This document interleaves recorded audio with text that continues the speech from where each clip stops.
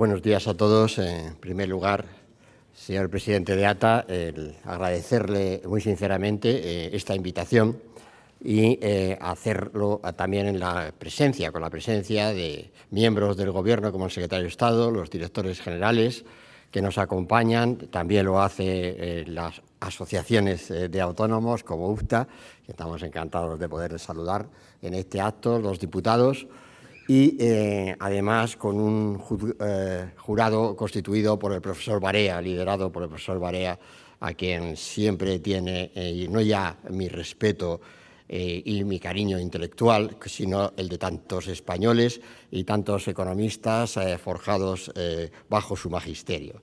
Encantado, como siempre, de tenerle con nosotros, profesor. Decirles, en primer lugar, que voy a darles un dato que es el concerniente a mi responsabilidad directa como ministro de Hacienda y Administraciones Públicas, anticiparles lo que es un dato que parece un dato frío, pero que es un dato sobre el que se sustenta la confianza entera de España en un momento de crisis como el que estamos atravesando, y es avanzarle el dato del cierre del déficit del Estado en términos de contabilidad nacional relativo al mes de octubre, por tanto, faltando ya solo 2 meses para finalizar el año.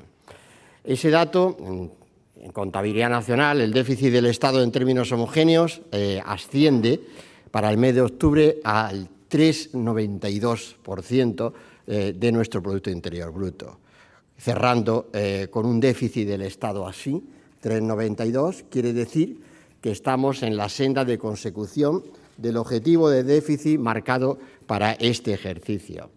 Y esto parece un dato frío, irrelevante, y es todo lo contrario. Lo que está detrás de esa cifra es el esfuerzo de toda una sociedad. Es el compromiso de tantos servidores públicos haciendo bien su trabajo en el día a día.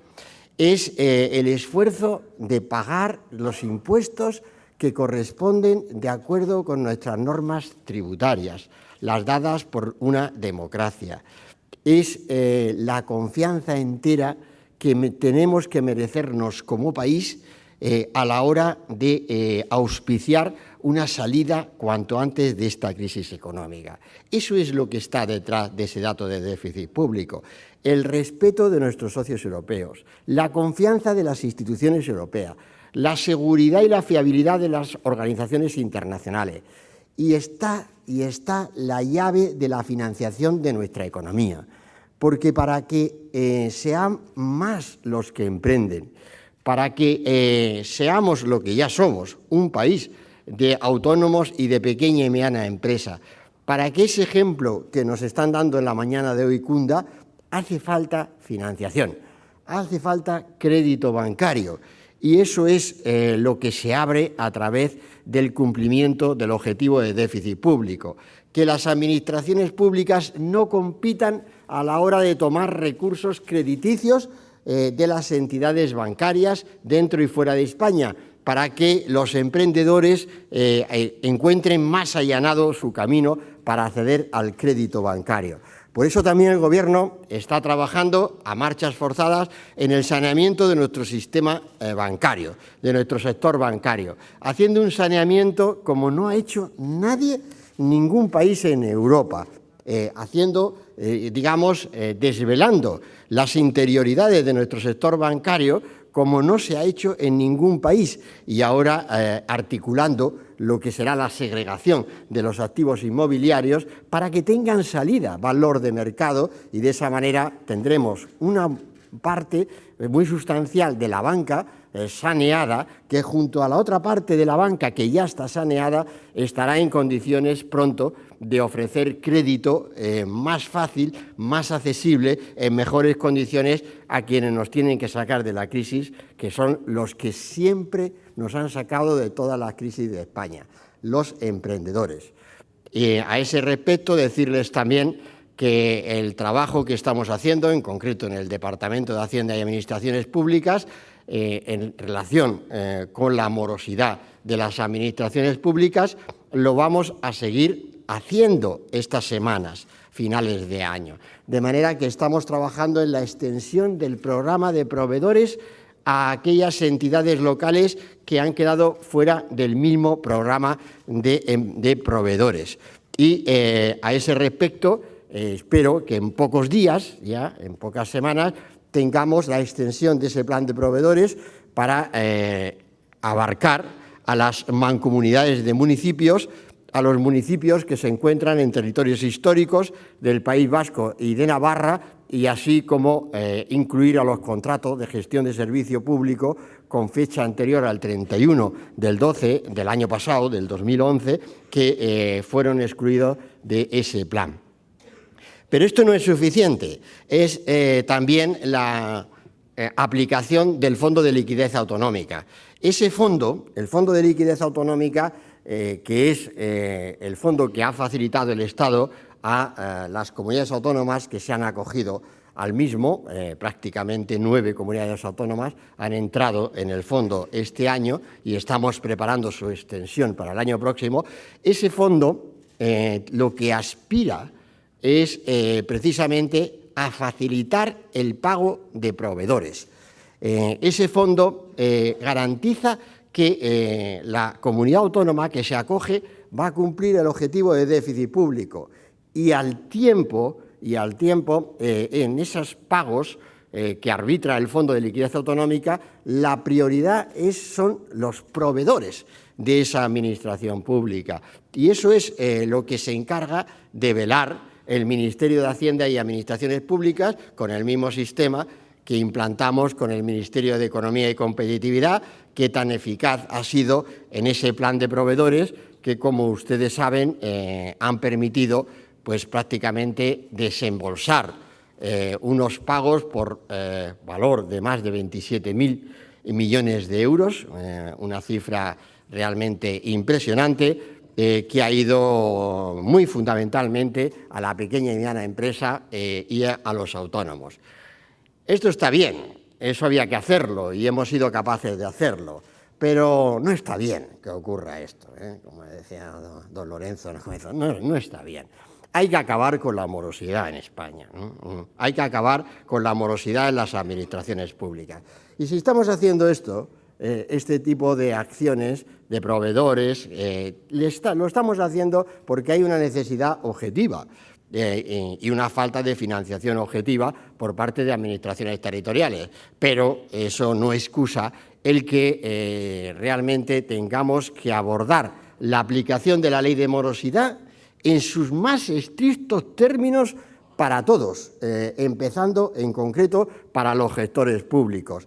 Y de eso se encarga también otra ley muy importante, que es la Ley de Transparencia y de Buen Gobierno, que impide que se pueda hacer gestión pública sin presupuesto. Eso es lo que impide esa ley, una práctica demasiado común. Aquí se gasta desde cualquier centro de gasto y como da igual, realmente con no pagar proveedores, pues realmente lo que hacen es financiarse, ¿no? Lo que hacen es arruinar a empresas importantes de nuestro país, las más importantes, arruinar a autónomos, arruinar a pequeña y mediana empresa, arruinar la imagen de España frente a las multinacionales y, por tanto, son conductas absolutamente inadmisibles en nuestro ordenamiento y frente a la que el Gobierno aplicará con rigor las leyes en España, porque, insisto, no se trata de objetivos cuantitativos, detrás de ello está la propia recuperación económica de nuestro país cuanto antes. Igual que el fraude fiscal, ¿no? Y celebro que el presidente de ATA también se haya referido y lo haga además en el seno de un acto como el que hoy nos concita aquí, dar premio a emprendedores en los diferentes ámbitos de actividad de nuestra vida económica y de nuestra actividad social como país. El fraude fiscal, en su extensión, como está en España, yo les hablo además, como yo he sido ministro de Hacienda antes, el ministro tiene la ventaja de que cuando vuelve al ministerio, en unas circunstancias, ya saben ustedes cómo me he encontrado las cosas, ¿no? Cómo se ha encontrado el Gobierno las cosas, tiene una ventaja, que es, muchas veces se dice, se enfrenta a una realidad difícil. No, pero tiene también una ventaja. Yo sabía quién pagaba impuestos antes y quién no los paga ahora. Ese es un diferencial. Como yo ya he estado ahí, sé perfectamente lo que es el pago de tributos visto por el registro, digamos, menos formal, pero más efectivo, que es los contribuyentes al erario público. Y lo que nos encontramos ahora, pues de todo punto, es que no es admisible ni siquiera en términos de discusión pública. No puede ser que haya iniciativas parlamentarias en nuestro país donde se requiera que el ministro de Hacienda comparezca para explicar que la agencia tributaria está investigando. Eso, ¿cómo que está investigando? Pues claro, quien tiene que comparecer es quien tiene cuentas en Suiza, no declaradas. Ese es el que tiene que comparecer, no en el Congreso de los Diputados. Tiene que comparecer ante la sociedad española, a ver si lo decimos claro las cosas de una vez por todas. Hay que acabar con esto, hay que acabar con ese tipo de situaciones, con ese tipo de rentas y patrimonios no declarados. Hay que acabar en todos los estamentos de la sociedad. Eso es inadmisible de todo punto y hay que luchar contra ello en todos los estamentos de la sociedad, porque si no, vamos a tener lo que tenemos en términos de comportamientos éticos, de que tengamos, con razón, la aplicación de un sistema tributario exigente como es el que tenemos en España y lo tengamos compatibilizado con la extensión de un fraude que muchas veces se refiere solo a pequeños empresarios, emprendedores, que es inadmisible de todo punto por la competencia desleal que hacen, pero también está en otros estamentos de la sociedad donde todavía el efecto de ejemplaridad debería ser mucho más concluyente que en esos otros y, por tanto, estamos en ello, no les quepa ninguna duda. La agencia tributaria está en ello. Hay una nueva ley de fraude en España vigente que ha dado una capacidad de acción como nunca lo ha habido. Hay un intercambio de información con los paraísos llamados fiscales como nunca antes lo ha habido y yo confío en que vamos a recuperar esa parte de recaudación como ya lo estamos haciendo durante estos meses de gobierno, pero lo vamos a hacer todavía más para el tiempo que viene. Porque también hay cuestiones pendientes importantes en materia tributaria de las que no me olvido.